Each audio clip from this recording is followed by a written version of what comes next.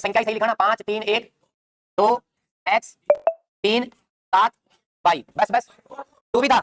अच्छा देखिए सवाल अपना ये था, कल जो मैंने आपको दिया था कि संख्या 5 3 1 2 x 3 y 2 सदैव 3 से पूर्ण विभाजित होती है। किससे पूर्ण विभाजित होती है? 3 से। किससे? 3 से पूर्ण विभाजित होती है। तो x और y के कितने युग्म संभव होंगे, यही सवाल था। तो भाई 3 से विभाजित होती है तो अपन जानते हैं, अपन इसमें 3 की भाजकता का क्या लगाएंगे नियम। 3 की भाजकता कहती है अंकों का क्या करो योग, और अंकों के योग में किसका भाग जाना चाहिए? 3 का। तो जहां जहां 3 बन रहा है हटाते चलो, 5 और 3 8 और 1 9 खत्म, ये 3 खत्म, 7 और 2 ये 9 खत्म, क्या बचा? 2xy, यानी 2 + x + y, और इसी में किसका भाग जाना चाहिए? 3 का।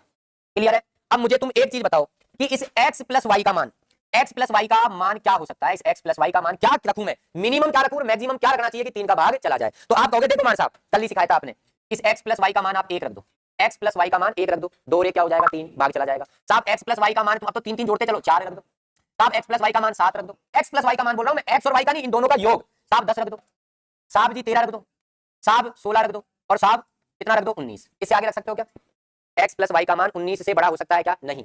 19, x + y का मान 19 आ सकता है कभी? सोचो, आपने 19 लिखवा तो दिया, लेकिन x + y का मान कभी 19 आ सकता है क्या? अरे x का मान मैक्सिमम कितना हो सकता है? 9, और y भी मैक्सिमम 9, 9 और 9, x और y मैक्सिमम 9 से ज्यादा नहीं हो सकते ना, क्योंकि इन x और y का मान 0 से लेकर 9 तक में कुछ आएगा ना। तो x का मान खींच के तुम 9 रख सकते हो, y का मान भी खींच के 9 रख सकते हो, तो 9 + 9 कितना हो रहा है? तो x + y का मान कभी 19 आ सकता है, कहां तक? 16। तो x + y का मान 1 4 7 10 13 16 हो सकता है। कल तो अपना सवाल ये था कि भाई x + y का मैक्सिमम मान बताओ, तो हमारा जवाब क्या था? 16 था। मिनिमम पूछे तो 1, लेकिन आज सवाल ये पूछ लिया कि x और y के युग्म कितने संभव होंगे, कि x और y के कितने मान संभव हो, x और y के। तो अब देखो इसी से x y के अपन मान निकालेंगे। देखो समझना इधर, अपन को तो x y के मान चाहिए ना, अरे यही चाहिए ना, अपन को मालूम है x y का मिनिमम योग 1 आना चाहिए, मैक्सिमम योग 16 आना चाहिए। इन दोनों को जोड़ने पे मिनिमम 1 मैक्सिमम 16। तो जब भी अगर हमें युग्म बनाने होते हैं, ये पीछे नहीं छोड़ने वाले, ये सवाल 9 पर भी आएंगे, ये सवाल 18 पे भी आएंगे, ठीक है? 9 पे और 18 की भाजकता पे भी आएंगे ये सवाल। तो मान निकालने के लिए क्या करो, ऐसे मान लो, मुझे मालूम है मिनिमम योग क्या आना चाहिए 1, तो इनमें से पहले वाले को छोटा मान लो, दूसरे वाले को बड़ा मान लो। तो ये योग 1 कब आ सकता है? x 0 हो y 1, तभी तो आएगा। 0 + 1 करके देखो, आएगा ना। अब तो 3 3 जोड़ते चलो, 0 4, देखो 0 + 4 करोगे तो 4 आएगा ना योग, इन्हीं योग यही आएंगे। 3 3 जोड़ते चलो, 0 7, 0 + 7 करो देखो 7 ही आएगा। अब कई लोगों के दिमाग में आ रहा है ओ साहब ऐसा भी तो हो सकता था x 1 y 0, अगला यही आने वाला है। साथ में 3 जोड़ो, देखो 10 आ गया। Dot dot dot dot dot, last तक कितना योगफल चाहिए? 16। x को मिनिमम माना था शुरुआत में, x को क्या माना? लास्ट वाले में क्या मान लो? मैक्सिमम, कि x मैक्सिमम कितना हो सकता है? 9, तो फिर y कितना होगा? योग 16 आना चाहिए ना, कितना आएगा बोलो? 7, 97। देख लो 97 जोड़ करके देखो, 9 और 7 कितना आएगा? 16। बीच की सारी संख्या कब तक लिखोगे साहब? 3 3 के गैप पे कब तक लिखोगे सारी संख्याएं? मुझे मालूम है 3 3 का गैप चल रहा है, शुरू की 2 3 मैंने निकाल के बता दी, एक लास्ट की और चाहिए मुझे, तो लास्ट की कैसे निकालूंगा? सबसे बड़ा योग क्या आ सकता है? 16।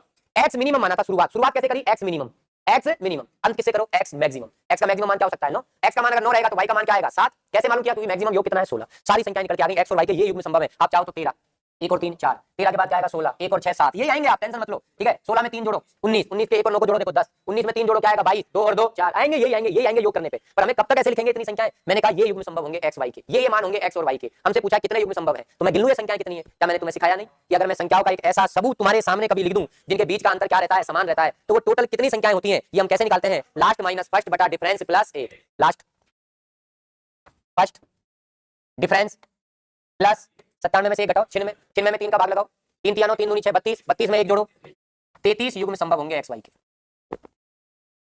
लिख लीजिए। अब देखो इसका आंसर फिक्स है, या तो 33 आता है या 34 आता है। 34 पता है कब आता? जब ये सारे कट जाते हैं, ये 2 बचता ही नहीं, x + y बचता, बस क्या बचता? तो फिर तो अपन शुरुआत कर देते 0 0 0 3 0 6 0 9 ऐसे लास्ट में 99, तो आंसर 34 आता। और अगर मान लो यहाँ x + y के साथ कुछ भी बच जाए, यहाँ चाहे 1 बच जाता, 2 की जगह क्या बच जाता? 1, तब भी आपका आंसर 33 आता। फिक्स रहते हैं इन सवालों के आंसर। कर लोगे? अरे कर लोगे क्या? पक्का हो दिया कि ये b जो है क्या है? विषम संख्या होगी। अब विषम है तो फिक्स हो गई, या तो 1 या 3 या 5 या 7 या 9, ठीक है?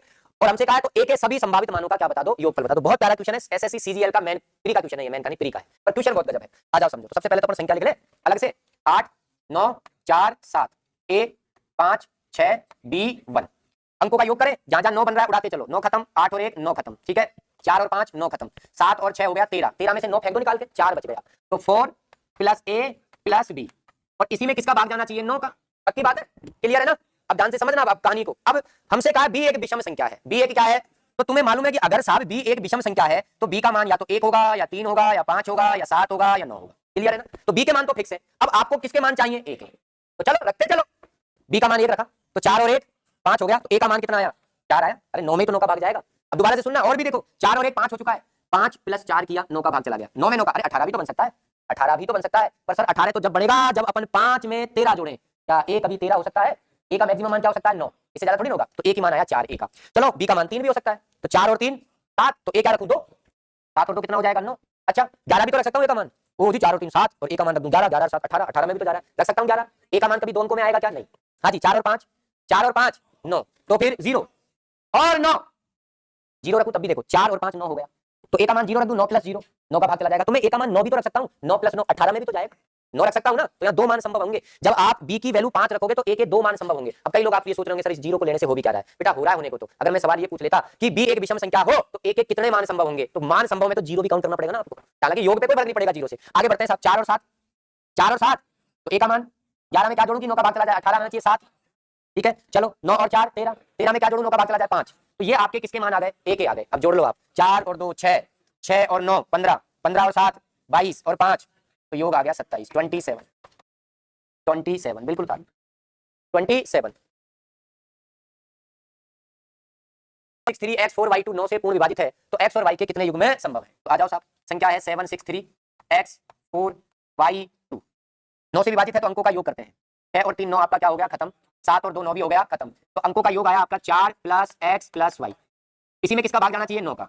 अब मैं तुरंत जानता हूं कि अगर मैं आपसे यहां ये कहूं कि बताओ इस x + y कि इस x + y के जो है इस x + y का योग क्या क्या हो सकता है, तो आप कहोगे सर एक तो इस x + y का योग आ जाए 5, 5 और 4 9, ठीक है 5 और 4 9, एक x + y का जो योग है वो कितना आ जाए साहब 14, 14 आ जाए ना, 14 और 4 कितना होगा 18, 18 में 9 का भाग चला जाएगा। तो आप कहो कि साहब ठीक है x + y का मान 23 भी आ सकता है मार साहब, देखो 23 और 4 कितना होता है 27 और 27 में 9 का भाग चला जाता है, लेकिन मार साहब इस तुम्हें कहना चाहिए था मार साहब 23 को हटा दो, हटा दो मार साहब 23 को, क्योंकि x मैक्सिमम 9 y भी 9, तो दोनों का मैक्सिमम योग 18 से ज्यादा नहीं आ सकता, तो 23 तो ज्यादा हो गया ना। तो ये मैं अब यहाँ पे ये भी पूछ सकता था कि x + y का अधिकतम मान क्या होगा 14, न्यूनतम मान क्या होगा 5, पर ये नहीं पूछा, उसने तो पूछा x y के कितने युग में संभव होंगे। तो आ जाओ x और y के युग में बढ़ाओ, अभी मैंने सिखाया था आपको x को मिनिमम रखो 0, योग क्या आना चाहिए 5, मिनिमम योग 5 आना चाहिए, तो y क्या आएगा 5। अब 9 जोड़ो, 9 का है ना 9 का, तो 9 जोड़ते चलो, 5 में 9 जोड़ो 14, देखो योग देखो ये आएगा 4 और 1 5, 9 जोड़ो 9 जोड़ो देखो 2 और 3 5, ऐसे चलते जाओ कहां तक जाना है योगफल में 14 तक, x मिनिमम रखा है शुरू में, तो अब मैक्सिमम रख दो 9, क्या रखूं 5, अभी तो योगफल 95 क्या आएगा 14 आएगा, तो ये मान संभव होंगे 5 से लेके 95 में, गैप कितने का चल रहा है 9 9 का, चाहो तो उंगली पे गिन लो आप, उंगली पे नहीं गिनना चाहो तो फॉर्मूला लगा दो, लास्ट माइनस